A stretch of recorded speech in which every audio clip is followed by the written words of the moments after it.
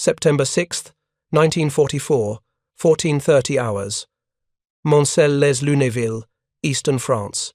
Captain William T. Seeley of the 977th Field Artillery Battalion stood beside his M1A1 155mm gun, officially designated the Long Tom, watching German armor mass in the valley below. Through his binoculars, he could identify the distinctive angular profiles of Panzer Mark V Panthers, their long-barreled 75mm guns, capable of defeating any American tank at ranges exceeding 2,000 yards. Preparing and narrating this type of story took us long efforts and hard work, so if you are enjoying the story, please consider subscribing to our channel. The Panthers were advancing toward the battery position, not toward targets a comfortable 8 miles away, where the Long Tom had been designed to engage them through indirect fire with a forward observer calculating coordinates. These panzers were less than 600 yards distant and closing, their commanders apparently unaware that American artillery crews, trained exclusively for indirect fire missions, were about to do something their doctrine explicitly discouraged. Captain Seeley gave an order that transformed artillery from calculated science into desperate combat. Load high explosive, deflection 0, range 575, elevation 0 degrees. We're going over open sights. The gun crew traversed their massive barrel until it pointed horizontally at the approaching German armor. The iron sights normally used only for aiming at distant reference points now aligned directly on enemy tanks they could see with naked eyes. At this moment, sophisticated fire direction calculations, meteorological corrections, and time of flight computations became irrelevant. The artillerymen were about to fight like their predecessors from Napoleon's army, aiming directly at visible enemies in what field manuals termed direct fire. If you're enjoying this deep dive into the story, hit the subscribe button and let us know in the comments from where in the world you are watching from today. What German panzer crews discovered that afternoon in eastern France was a fundamental military paradox. The same American artillery that devastated them from miles away through mathematically precise indirect fire could become even more lethal when forced to engage at point-blank range. The transformation from supporting weapon to primary defense, from calculated barrage to desperate direct engagement, revealed capabilities that German commanders had failed to anticipate. The story of how American artillery crews learned to fire over open sights against charging panzers is more than tactical evolution. It represents the collision between 20th century industrial warfare's sophisticated systems and ancient battlefield necessities. It demonstrates how American training doctrine, material superiority, and individual courage combined to create a defensive capability that shattered German armored assaults across multiple theaters. To understand why artillery firing over open sights became so devastating to German armor, one must first comprehend the state of American artillery doctrine in 1944. The United States field artillery had evolved into the most sophisticated fire support system any army had fielded. Built around indirect fire, shooting at unseen targets based on calculated coordinates, American artillery dominated European battlefields through organizational excellence and technological advantage. The foundation of this system was the M2A1 105mm howitzer, standardized in December 1927 and perfected through the 1930s. Weighing 4,980 pounds, with a barrel length of 7 feet 7 inches, the M2A1 could fire high explosive, white phosphorus, or smoke rounds to a maximum range of 12,330 yards, approximately 7 miles. Every American infantry division artillery possessed 48 of these weapons organized into 3 battalions of 4 4-gun batteries each. The 105mm became the backbone of divisional fire support, providing responsive, accurate fires for infantry operations. For longer-range engagements, divisions relied on M1 155mm howitzers, heavier weapons firing a 95-pound projectile to ranges exceeding 16,000 yards. Each division had 12 of these medium howitzers in a single battalion, but for truly devastating long-range firepower, non-divisional artillery battalions deployed the M1A1 155mm gun, the Long Tom, capable of hurling a 95-pound shell over 25,000 yards more than 14 miles. American artillery doctrine emphasized indirect fire. Forward observers, positioned with infantry units, identified targets and radioed coordinates to fire direction centers located miles behind the front lines. These FDC's mathematical calculation centers, staffed by trained specialists, computed firing solutions, accounting for range, deflection, meteorology, ammunition variations, and even Earth's rotation for the longest shots. The calculations were transmitted to battery positions where gun crews set precise deflection and elevation angles on their sights, then fired at targets they could not see. This system worked with devastating effectiveness.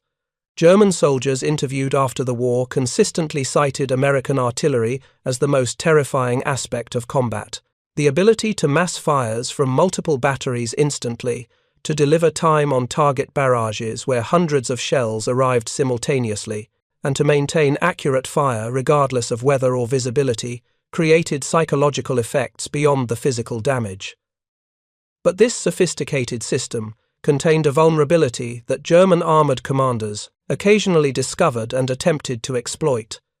If Panzer units could penetrate American front lines and reach artillery positions before the guns could displace move to new locations, they might overrun entire batteries. Field artillery pieces, designed for indirect fire, theoretically had limited capability for direct engagement against armor. German doctrine actively encouraged such penetrations. Panzer units trained to identify artillery positions through aerial reconnaissance or captured documents, then to exploit breakthroughs by driving deep into American rear areas. A single panzer company destroying an artillery battery eliminated firepower equivalent to a full infantry battalion. The psychological impact of overrun artillery positions could be even more significant, potentially causing nearby units to retreat rather than face unsupported combat against German armor. However, German planners made several miscalculations about American artillery capabilities in direct fire roles. They understood that field guns, when properly employed, could engage tanks. German doctrine itself used the legendary 88mm flak gun in anti-tank roles with devastating effectiveness. What they failed to appreciate was American training philosophy, material characteristics, and crew initiative that transformed standard field artillery into surprisingly effective direct-fire anti-tank weapons. American artillery training, conducted primarily at Fort Sill, Oklahoma, included direct fire instruction. Though indirect fire dominated the curriculum, every gun crew learned to engage targets over open sights. The training wasn't extensive, perhaps 2 weeks of a 17-week program, but it established fundamental capabilities. Gun crews practiced rapid traverse and elevation changes. They learned to identify range by terrain features. They fired at moving targets. Most importantly, they internalized the concept that their weapons could engage any visible target, whether enemy infantry, vehicles, or armor. This training differed fundamentally from German artillery doctrine. Wehrmacht artillery units, organized primarily around indirect fire, rarely practiced direct engagement. German anti-tank defense relied on specialized weapons, the 50mm Pak-38, 75mm Pak-40, and 88mm flak guns. Field artillery was considered ill-suited for anti-tank work, its crews inadequately trained for direct fire combat. The material characteristics of American artillery pieces proved surprisingly well adapted to direct fire against armor. The M2A1 105mm howitzer featured a split trail carriage that allowed traverse of 46 degrees, 23 degrees left or right of center. This wide traverse arc enabled crews to engage multiple targets without repositioning the entire weapon. The gun could depress 5 degrees below horizontal, crucial for engaging targets in valleys or depressions, and elevate 65 degrees for high-angle indirect fire. The M1 155mm howitzer possessed similar characteristics: split trail design, wide traverse, and depression capability. Even the massive M1A1 Long Tom, designed explicitly for counter-battery fire against German artillery at extreme ranges, could traverse 15 degrees and depress 2 degrees, theoretically enabling direct fire if circumstances demanded. More significantly, American artillery ammunition proved devastatingly effective against armor when fired directly. The M1 high-explosive shell, fired by the 105mm howitzer, contained approximately 4.5 pounds of Composition B explosive. When striking a tank's relatively thin side or rear armor at direct fire ranges of under 1,000 yards, the massive concussion could crack welds, jam turret mechanisms, rupture fuel tanks, or kill crews through overpressure, even without penetrating the armor itself. The 155mm shells were even more destructive. The 95-pound high-explosive projectile contained 14.5 pounds of TNT. A direct hit from such a weapon against anything short of a Tiger or King Tiger's frontal armor would likely result in catastrophic kill, the target simply ceasing to exist as a functional combat vehicle. American artillery units also maintained stocks of armor-piercing ammunition, though in limited quantities. The M79 armor-piercing shot for the 105mm gun, a solid steel projectile weighing 33 pounds, could theoretically penetrate 3 inches of face-hardened armor at 500 yards. While insufficient against Panther frontal armor, it proved deadly against side and rear shots where armor thickness dropped to 1.5 inches. But technical capabilities meant nothing without tactical circumstances forcing their employment. Through most of 1944, American artillery fought exactly as doctrine prescribed from positions miles behind friendly infantry, engaging unseen targets through indirect fire. German armor rarely penetrated deeply enough to threaten gun positions. The situation changed dramatically in specific battles where German commanders, desperate to achieve breakthrough, committed armor to deep penetration attempts. 3 engagements particularly demonstrated the effectiveness of American artillery in direct fire. The defense at Mortain in August 1944, the counterattacks during the Battle of the Bulge in December 1944 through January 1945, and the brutal urban combat at Hatten-Rittershoffen in January 1945, each battle revealed the same pattern. German Panzers, having broken through forward defences, advanced toward artillery positions. American gun crews, trained for indirect fire but retaining direct fire capabilities, made split-second decisions to fight. The engagement that followed artillery versus armor at ranges under 1,000 yards produced results that shattered German tactical assumptions. At Mortain, during Hitler's desperate counteroffensive codenamed Operation Lüttich, American forward observers trapped on Hill 314 directed artillery fire against German armor with unprecedented effectiveness. But observers weren't the only artillerymen who fought that battle. Multiple artillery batteries, finding themselves in the path of Panzer attacks, engaged directly. The 230th Field Artillery Battalion, equipped with M2A1 105mm howitzers, found itself defending against SS Panzer units attempting to overrun Hill 314. Battery positions south of Mortain came under direct assault from Mark IV Panzers, supported by infantry. The battery commander, recognizing his forward observers had lost communication, ordered his guns to engage over open sights. Crews traversed their howitzers toward visible German armor 600 yards distant. The first ranging shots fell short, throwing up geysers of earth that revealed the guns' positions to Panzer commanders. Return fire from 75mm tank guns struck gun shields and nearby buildings. One American howitzer took a direct hit, killing 3 crew members instantly, but the remaining guns adjusted rapidly. High-explosive shells, designed to fragment against infantry or destroy field fortifications through blast effect, struck Panthers and Mark IVs with devastating results. One shell caught a Panther's engine deck, the explosion rupturing fuel lines and setting the vehicle ablaze. Another struck a Mark IV's turret ring at the moment the turret was traversing, jamming the mechanism and leaving the tank unable to bring its gun to bear. Within 7 minutes of the engagement commencing, 4 German tanks burned in the field before the American battery. The remaining Panzers withdrew, their commanders unwilling to face artillery fire they could not effectively suppress. The Americans had lost 1 gun and 8 men killed or wounded. The Germans lost 4 tanks destroyed, 2 damaged, and approximately 30 infantry casualties. This engagement at Mortain established patterns that would repeat across subsequent battles. Artillery crews, when forced to engage armor directly, proved remarkably effective if they maintained discipline and exploited their weapons' capabilities.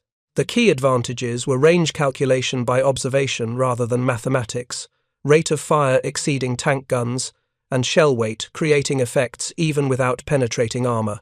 Preparing and narrating this type of story took us long efforts and hard work.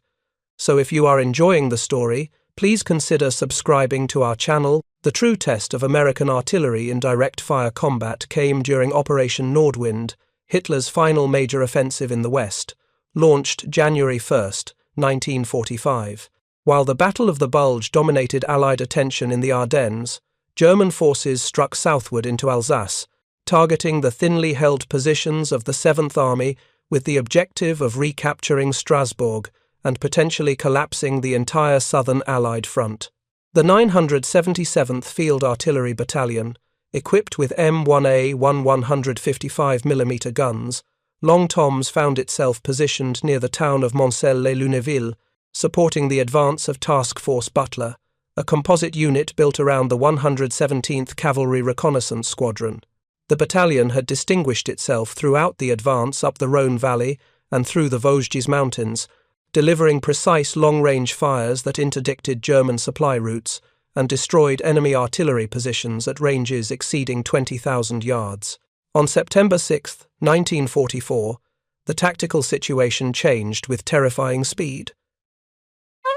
German forces, having concentrated armor for a counterattack, launched a coordinated assault designed to trap and destroy Task Force Butler. Intelligence estimates suggested a reinforced Panzer company, approximately 15 to 17 tanks, supported by mechanized infantry, was driving toward the American positions along a valley that would bring them directly to the 977th's gun line. The battalion commander faced an impossible choice.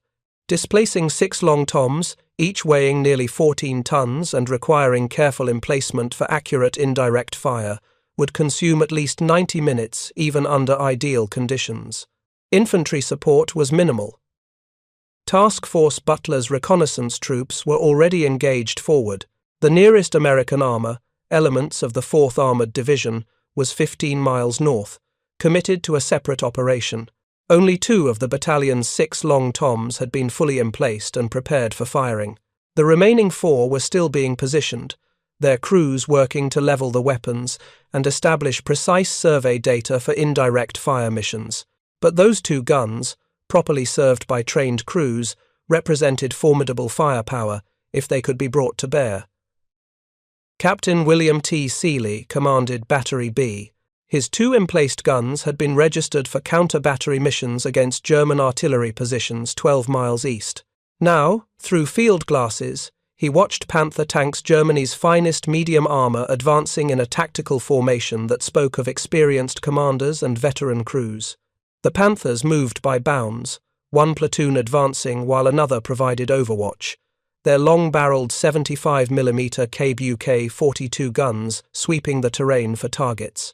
The engagement distance was approximately 800 yards and closing. At this range, Panther frontal armor, 100mm of face-hardened steel sloped at 55 degrees, was effectively immune to anything, short of dedicated anti-tank guns. But the Panthers were advancing along a valley floor that would bring them past the American position at oblique angles, exposing thinner side armor. Seeley made his decision. Prepare for direct fire. Load high explosive. We engage on my command. The gun crews had practiced this scenario at Fort Sill, though none had genuinely believed they would execute it in combat. The elevation mechanisms, normally set based on calculated angles from fire direction center, were manually adjusted to near 0 degrees. The massive barrels, each measuring more than 24 feet in length, traversed to point directly at the approaching German armor. The first gun commander, Staff Sergeant James K. Morrison, aligned his iron sights on the lead Panther. At 800 yards, the tank appeared impossibly large in his sight picture, a long, angular hull crowned by a distinctive boxy turret. He could see the tactical number painted on the turret side. He could identify the commander standing in the open cupola, field glasses raised, searching for threats. The German commander never saw what killed him. Morrison's gun fired first, the report echoing across the valley like thunder. The 95-pound high-explosive shell, launched at a muzzle velocity of 2,800 feet per second, crossed the 800 yards in approximately 1 second. It struck the Panther's turret side at the perfect angle, not the heavily armoured gun mantlet or frontal plate, but the 60mm side armour at a near-perpendicular impact angle. 14.5 pounds of TNT detonated with catastrophic effect. The explosive force, unable to disperse into earth as it would from a normal indirect fire impact, concentrated against the armour plate. The turret lifted visibly from the hull ring, blown upward by the blast overpressure. Flames erupted from every hatch as ammunition stored in the turret bustle ignited. The Panther slewed sideways, its driver killed instantly by the concussion, and rolled into a drainage ditch where it continued burning. The second Long Tom fired 3 seconds after the first. This shell struck a trailing Mark IV medium tank older armour, less capable than the Panthers, but still formidable against conventional infantry weapons. The impact caught the Mark IV's engine deck, the weakest point on any German tank, where armour thickness dropped to 25mm to allow engine cooling. The explosion ripped the engine compartment open, disabling the tank instantly and setting fires that would eventually consume it entirely. The German formation reacted with trained precision. Panther commanders identified the American gun positions and traversed their turrets to engage. 75mm armour-piercing shells began striking around the Long Tom positions. One round impacted the gun shield of Morrison's weapon, a 3-inch thick steel plate designed to protect crews from small arms and shell fragments, not direct hits from tank guns. The German shell punched through the shield, killing the gunner and severely wounding 2 other crew members. But the American gun crews continued fighting. The second Long Tom, commanded by Sergeant Robert L. Hayes, fired again. This time the target was a Panther attempting to maneuver into a hull-down position behind a small rise. Hayes aimed not at the visible turret but at the ground immediately in front of the tank, deliberately seeking a near miss that would use the explosive force against the vehicle's belly armour. The shell struck 10 yards short of the Panther. The explosion created a massive crater and hurled rock, earth, and shell fragments in all directions. Several fragments, travelling at supersonic velocity, struck the Panther's underside where armour thickness was only 25mm. The tank shuddered, tracks locked, and ground to a halt, mobility killed by damaged suspension or transmission. The crew bailed out, immediately, abandoning their disabled vehicle. Captain Seeley's remaining crews worked with desperate speed. Loading a Long Tom under peacetime conditions required careful handling. The 95-pound projectile and separate powder charges demanded precise placement. But these crews had trained until the actions became automatic. They loaded, laid, and fired with a sustained rate, approaching 1 round per minute, far slower than the Panther's 5 to 6 rounds per minute, but devastating when each American shell represented more explosive power than dozens of tank rounds. The engagement lasted 17 minutes from first shot to German withdrawal. In that time, the 2 American Long Toms fired 23 rounds. 6 Panthers were destroyed, 3 burning wrecks and 3 mobility kills later captured when American infantry cleared the area. 2 Mark IVs were destroyed. The remaining German armour withdrew in good order, their commanders unwilling to risk additional losses against weapons they had not anticipated facing. The American casualties were severe for an artillery unit. Morrison's gun had lost 3 men killed and 4 wounded. Hayes's gun had 1 man wounded by shell fragments, but the tactical victory was undeniable. A reinforced German Panzer company had been stopped cold by 2 artillery pieces firing in a role for which they were marginally prepared and inadequately positioned. If you find this story engaging, please take a moment to subscribe and enable notifications. It helps us continue producing in-depth content like this. The German after-action reports from this engagement, captured later in the war, revealed significant misconceptions about American capabilities. German intelligence had classified Long Toms as counter-battery weapons, dangerous to artillery and rear area installations, but irrelevant to armoured operations. The concept that field artillery might engage panzers directly at ranges under 1,000 yards seemed absurd, a desperate last resort by untrained crews, not a deliberate tactic. What the Germans failed to understand was the American artillery philosophy, where German doctrine rigidly separated weapons by function: field artillery for indirect fire, anti-tank guns for armor engagement, assault guns for direct infantry support. American doctrine emphasized flexibility and combined arms integration. Every artillery crew trained for direct fire. Every battery maintained communications with infantry and armor units. Every position was selected with consideration for all-around defense, not just optimal indirect fire geometry. This flexibility proved even more crucial during the Battle of Hatten-Rittershoffen, fought from January 9th through 20th, 1945. This engagement, little known compared to the contemporaneous Battle of the Bulge, became one of the most intense tank versus artillery battles of the European War. Hatten and Rittershoffen were neighbouring villages in Alsace, positioned astride a critical road junction. The German XXXIX Panzer Corps, spearheading Operation Nordwind's southern thrust, committed elements of the 25th Panzer Grenadier Division and 21st Panzer Division to capture these villages and exploit toward the Vosges Mountains. Defending were elements of the 79th Infantry Division, the 42nd Infantry Division, and the 14th Armoured Division, supported by multiple artillery battalions. The terrain favoured neither side particularly.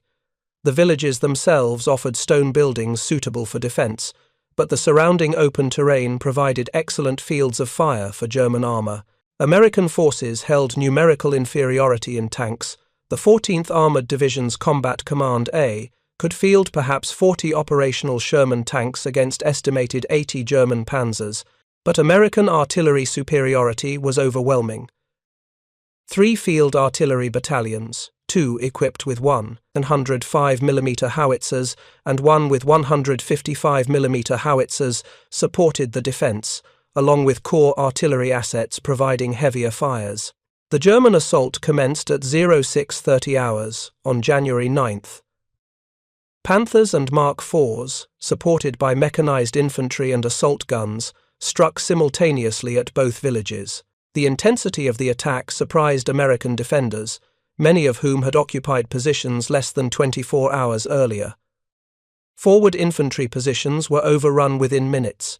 German armour penetrated into Hatton's eastern edge, reaching the village church before encountering organised resistance.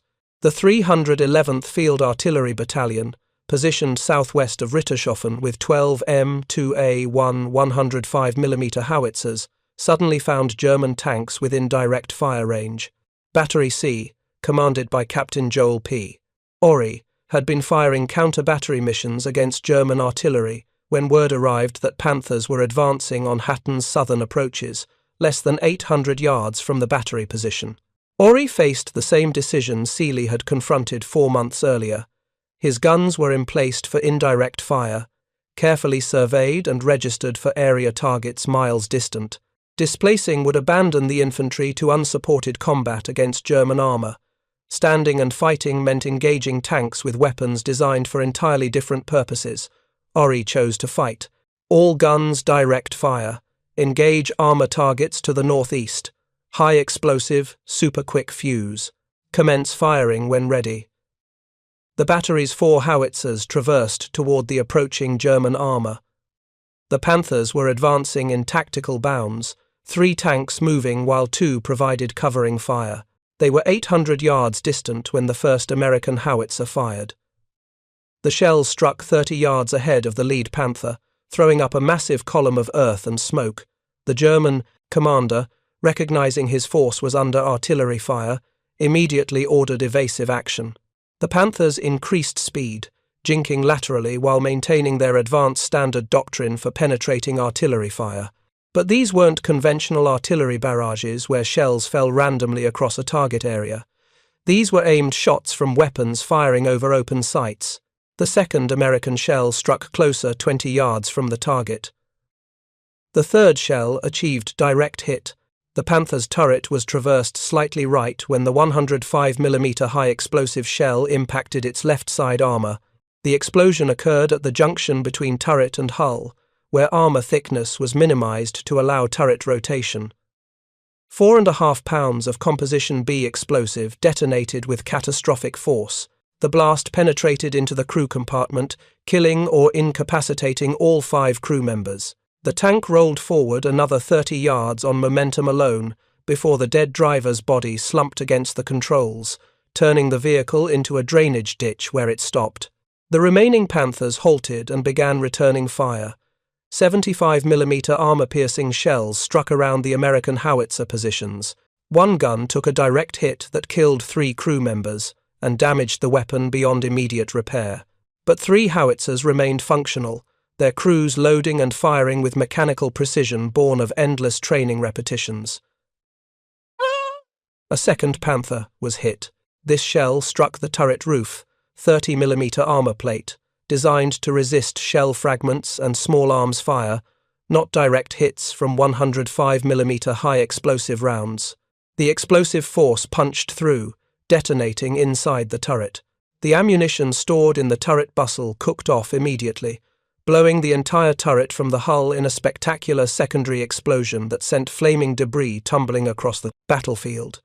The surviving German tanks withdrew, their commanders unwilling to face artillery fire they could not effectively suppress.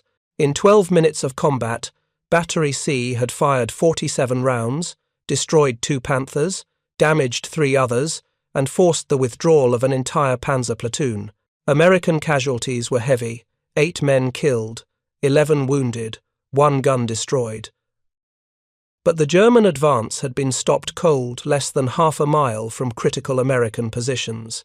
This pattern repeated across the Hatten-Rittershoffen battlefield throughout the 9-day battle.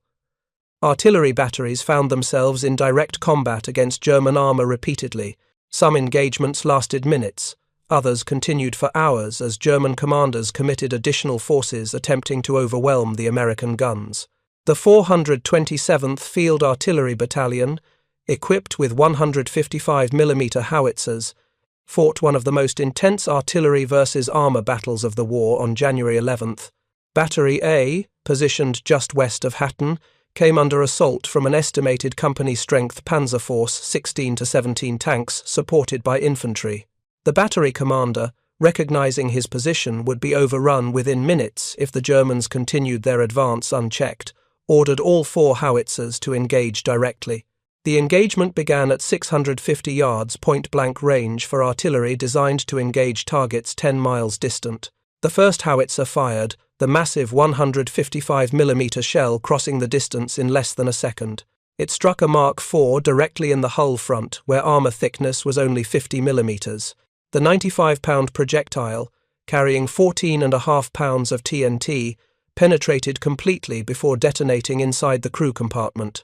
The resulting explosion was so violent that it lifted the entire turret from the hull and hurled it 15 feet from the chassis. The second gun fired moments later. This shell caught a Panther at extreme oblique angle, striking the vehicle's side armor as it turned to present frontal aspect to the American guns. The impact occurred at the sponson the hull section, overhanging the tracks where interior space housed ammunition storage. The explosion penetrated the thin sponson armor and detonated the stored rounds. The catastrophic ammunition fire consumed the Panther in seconds, flames erupting from every hatch as the crew attempted unsuccessfully to bail out. The remaining German tanks pressed their attack with remarkable courage. Panthers and Mark IVs advanced through their burning comrades, firing on the move at the American gun positions. Return fire struck constantly around the howitzers. One gun shield was hit by 3 armor-piercing rounds in rapid succession, each impact killing or wounding crew members but failing to completely penetrate the thick steel plate. The surviving crew members continued serving their weapon, loading and firing despite being covered in the blood of their dead comrades. A third German tank exploded, this one a Panther caught by a near-perfect shot that struck directly beneath the turret ring. The explosive force jammed the turret mechanism, while simultaneously igniting hydraulic fluid that fed the turret traverse system. The resulting fire consumed the Panther from within, flames visible through the driver's vision ports and machine gun aperture before reaching the ammunition storage and creating a secondary explosion. The German assault finally broke after 19 minutes of continuous combat. 6 panzers burned in the field before the American battery. 3 more had been damaged and withdrawn. The Americans had lost 2 guns destroyed, 1 damaged, 17 men killed, and 23 wounded. But the position held. German infantry, deprived of armoured support, withdrew rather than face unsupported assault against dug-in American infantry. German after-action reports from Hatten-Rittershoffen, captured after the war, reveal the psychological impact of artillery firing in direct mode. German tank commanders, veterans of Eastern Front combat against Soviet armour and anti-tank guns, expressed genuine shock at the effectiveness of American field artillery in direct fire. One Panther commander's report stated, "We encountered enemy field artillery firing over open sights with accuracy and volume exceeding dedicated anti-tank weapons. The psychological effect on crews was severe. Men trained to fear anti-tank guns and enemy tanks found themselves under fire from weapons we had dismissed as rear area threats." The psychological dimension deserves emphasis. German Panzer crews had trained extensively against Soviet anti-tank guns, primarily the excellent 57mm ZS-2 and the powerful 85mm guns mounted on Su-85 assault guns. These weapons were formidable, but their capabilities were understood and countermeasures existed. Frontal armour on Panthers and Tigers could defeat most Soviet anti-tank weapons at combat ranges, but American field artillery firing directly represented something different. The shell weights alone created effects impossible with conventional anti-tank guns. A 57mm anti-tank round might penetrate armour cleanly, creating a small entry hole and a somewhat larger exit, with lethality dependent on what the penetrator struck inside the crew compartment. But a 95-pound 155mm high-explosive shell striking the same tank would create effects resembling aerial bombing, massive overpressure, catastrophic structural damage, and secondary explosions as the blast wave propagated through the vehicle's interior. Even near misses from large-caliber artillery proved dangerous.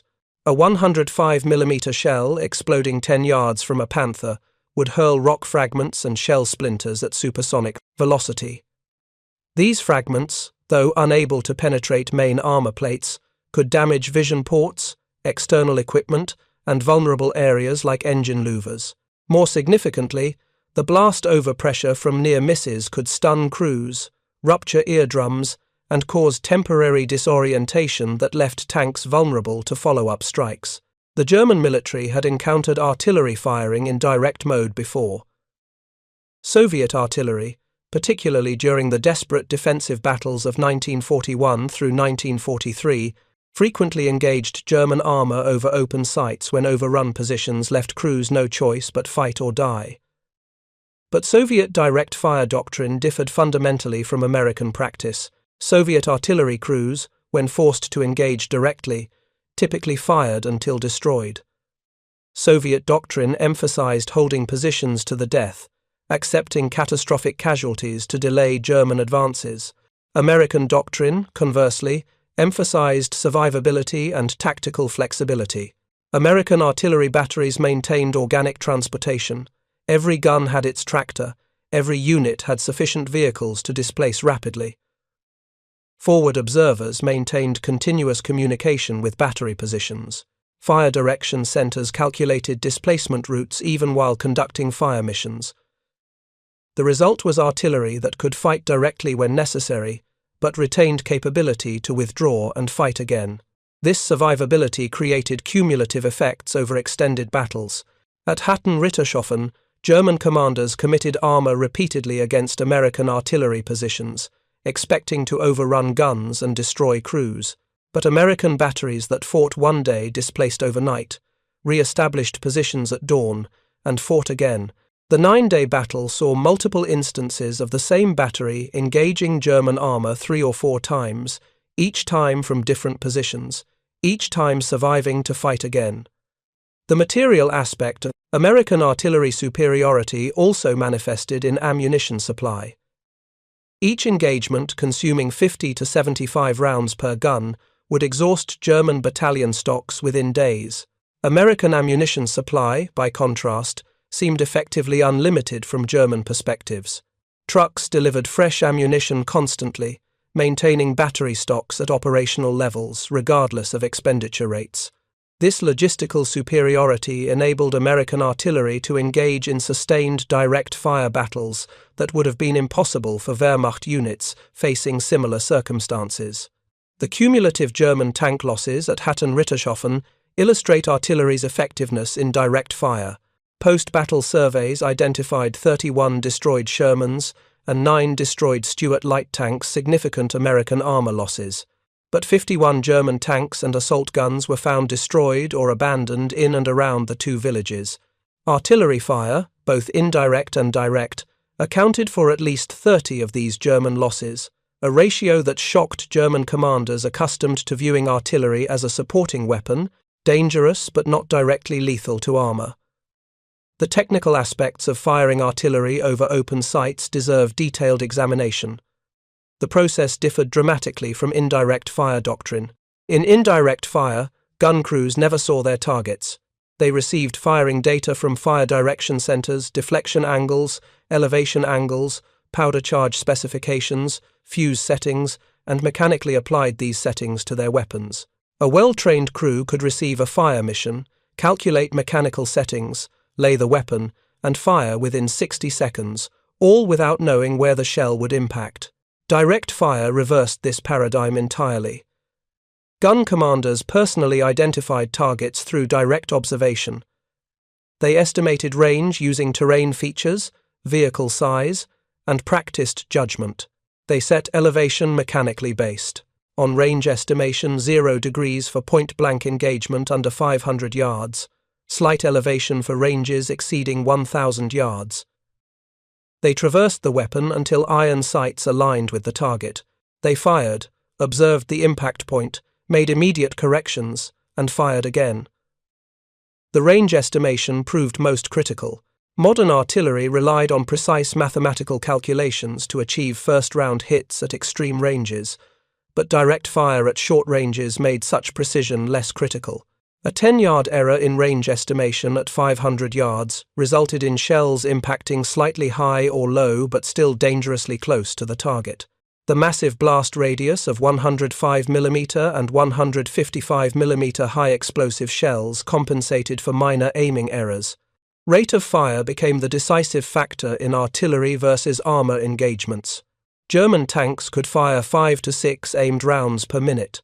Panthers particularly had excellent gun-laying mechanisms enabling rapid target engagement. But artillery crews, though slower in raw firing rate, could sustain fire longer. Tank crews fighting closed hatch in combat conditions fatigued quickly from heat, fumes, and noise. Artillery crews, operating in open positions with multiple personnel handling ammunition, could maintain mechanical precision for extended periods. The psychological burden fell differently as well. Tank crews faced direct aimed fire from weapons explicitly designed to destroy armor.